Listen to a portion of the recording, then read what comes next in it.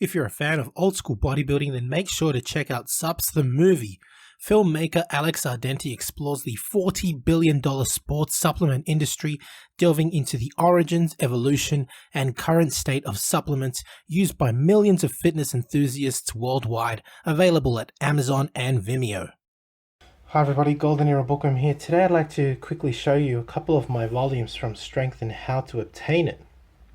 These are some very rare hardcover editions of Strength and How to Obtain It. I actually own the first edition and the third edition. The binding appears very similar, as you can see, Strength and How to Obtain It by Sandow. But the insides are actually quite different, and that's what I find so interesting about these different editions. It's almost like Sandow continually tried to improve the dumbbell system over time.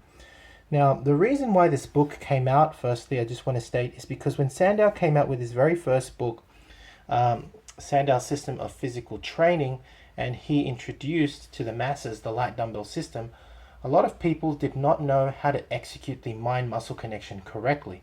In this book, he introduces the spring grip dumbbell, which I have done previous videos on, and I'll just quickly show you one of them. I've got one right here. That's a spring grip dumbbell. And basically what this allowed people to do was the whole idea that Sandow tried to teach with the spring grip dumbbell is, yes, it made him money, I'll admit to that, but it allowed people to not have to think about the mind-muscle connection, because when you grip the dumbbell, it immediately causes a tension in the arm, for example, and therefore the muscle that needs to be worked, in this case the arm, you don't need to try and make that mind-muscle connection, because the spring grip does it for you. It activates the muscle immediately prior to doing the curl or to doing an extension or any other kind of exercise. And that's the whole idea. Sandow tried to eliminate the guesswork, you could say, in the spring grip dumbbell, in the light dumbbell system using a spring grip dumbbell. And so he introduced this whole idea in this book. Now, he came out, I believe, with 3 editions of this book, with each one progressively explaining more and more and more. For example, when you open it up, the third edition already contains more information. You can clearly see there's advertisements here. But more importantly, one of the major differences I can see is that there's no chart, at least from what I can see, or either the chart has been removed or there is no chart at all. The third edition actually contains charts for women and men, these charts are supposed to be taken off and put on your wall, right? Other than that, the editions are actually different. You can see this is third edition, this is the first edition, and here we've got a different photo, for example, of Eugene Sandow in the first edition, and a different one in the third edition, right? And there are all these differences in these books, right? Different photos of I guess this is his wife, I believe, yeah, Mrs. Sandow, believe it or not. And yeah, the books are pretty much different. A lot of the writing in the book itself is similar, but a lot of the illustrations change. Let me see if I can get the same pages here for you in the introduction. Where is the introduction? On page 9. And he continues to add, so you can see here the introductions are completely different. Let's put them together just so you can get an idea, right? Here in the first edition he writes, by the way, these books are available on my website. I believe the revised edition, I always put the last edition in because it probably contains the most information. Hundreds of letters reach me daily asking, can I become strong? Yes, you can all become strong if you have the will and use it in the right direction. But in the first place, you must learn to exercise your mind. This first of all lessons in physical training is of the utmost importance, for on it the whole of my system depends. If physical exercise alone and unaided could achieve the desired end, then would everyone who, like the breaker of stones, has to use muscles to earn his daily bread, become, in a popular acceptation of the term, a strong man. The breaker of stones, however, never uses his mind. He has to get through a given amount of work, and his method is purely mechanical. Though he may use his muscles in hard work every day of the year, it is unlikely that his strength will ever materially increase. Exercise indeed without using the mind in conjunction with it is of no use. It is the brain which develops the muscles. The physical exercise must be commenced by degrees, first bringing into play one muscle, then two, then three, and so on, being careful all the time to put the mind into every movement. Let me strongly advise every student to study well the anatomical chart which is published with this book. By its aid, you will be able not only to receive a useful lesson in anatomy, but you will also be able to see at a glance the exercise by which each muscle may be developed. So it's really teaching the student here the whole thing about the mind-muscle connection. And that's what I was telling you before. If we look at this now, third edition. As I said, I don't own the second edition, unfortunately. I'm looking for it though. In writing this book, I have taken it as a commonplace that everyone, man, woman, and child, wants to be strong. You can see it's completely different now. Without strength, and by strength I mean health, vitality, and a general sense of well-being, life is but a gloomy business. Wealth, talent, ambition, the love and affection of friends, the pleasure derived from doing good to those about one, all these things may afford some consolation for being deprived of life's blessing, but they can never make up for it. But I am constantly being asked, it is all very well for you to say this, and everyone of sense agrees with you. The point is, can we obtain this much prized blessing, that is strength? In the vast majority of cases, I can unhesitatingly say yes.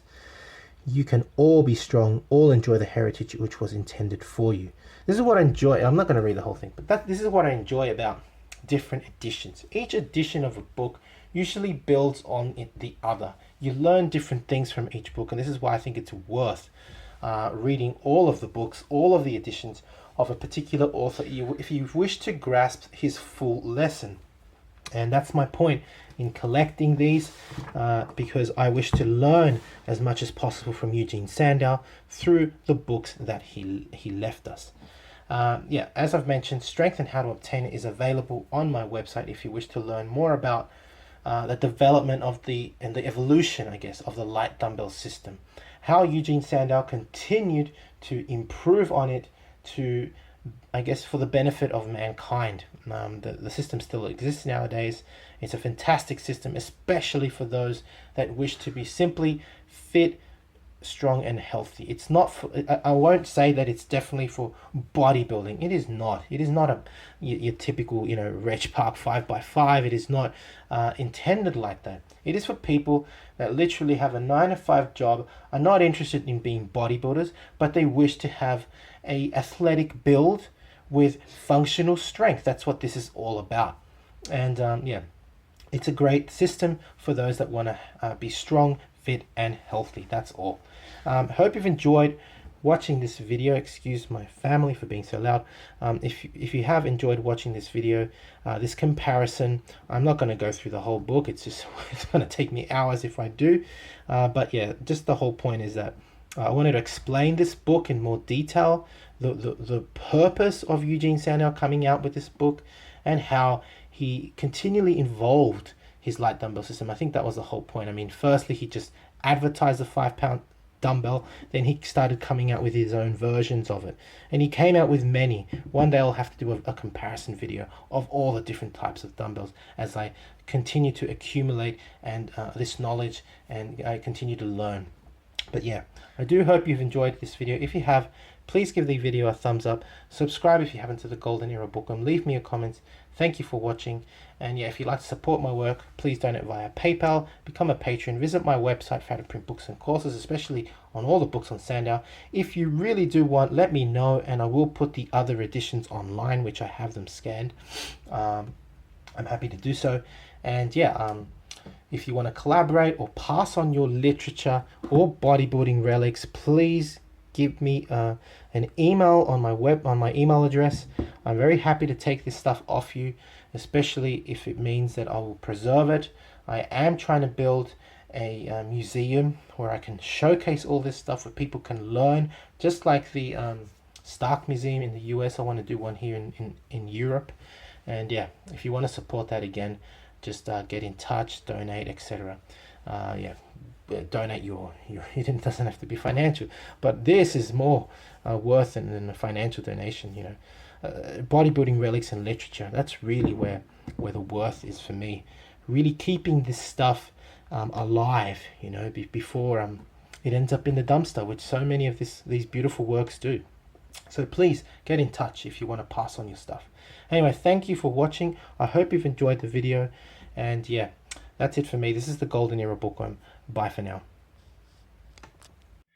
Now, if you're interested in learning Sandow'S different bodybuilding systems, please visit my website where you will find the most comprehensive collection of ebooks on the subject. Everything from Sandow'S chest expander system, which involved pulling and extension movements, to the light dumbbell system, which involved pressing, curling and flexing movements, as well as the Sandow Developer, which essentially was one of the first cable stations available for the home gym. All the relevant ebooks to all these courses are available on my website www.goldenerabookworm.com.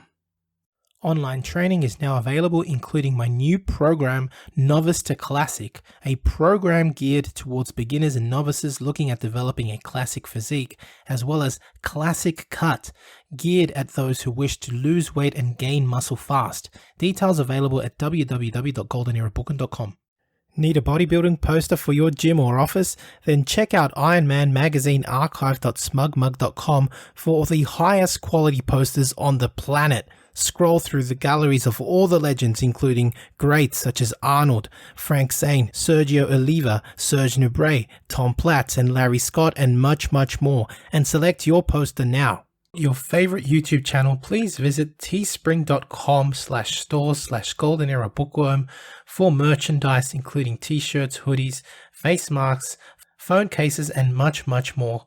Once again at teespring.com/stores/Golden Era Bookworm. Become a patron at www.patreon.com/Golden Era Bookworm for hard to find books, scans of rare photos, and articles on the golden era of bodybuilding. To take full advantage of my collaborations, use code GEB20 with nspnutrition.com and vincegeronda.com, as well as code bookworm12 at osl.com for a discount at checkout. I don't think that Bill Phillips looked at it as, I want to compete against them. I want to destroy them. If they pass legislation basically making any type of food supplement a prescription item, that would be the end, the death of the entire food supplement industry. Take your vitamin pill now. In the 1960s, the sports supplement industry was barely emerging.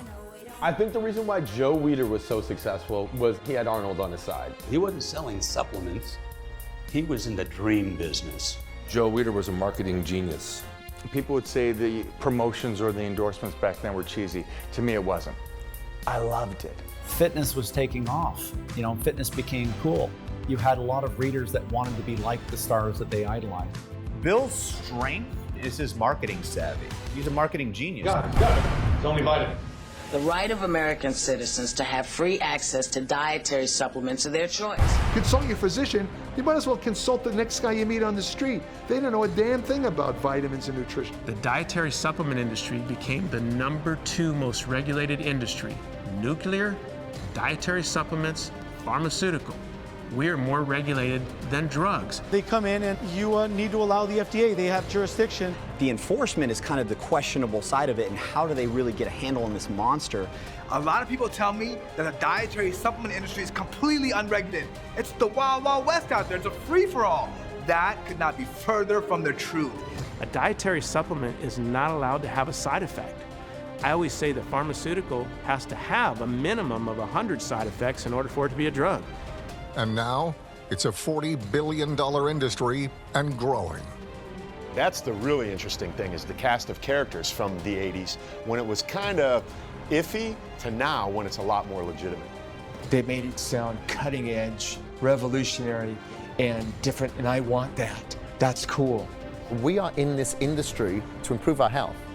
It's not just a vanity project here. We're working on our lifeline. We eat a certain way to improve our health. We train a certain way to improve our health. Supplements are just that. They supplement your work, your graft, your nutrition. They demonize dietary supplements, but they say all you need is real food. Well, what's a real food? They pump you up and get you hard, stronger, faster, bigger. Doc, I want to take this weight gain. I want to take this pre-workout. Doctor's, no way. That stuff, we don't know what's in that. It could be, no way. I'm not going to give you, it's going to kill the industry, bottom line. So I must have drank so much protein powder from age 15 to 18 that my head was going to explode. I believed in metrics so much that I would probably punch somebody in the face if they tried to take it away from me.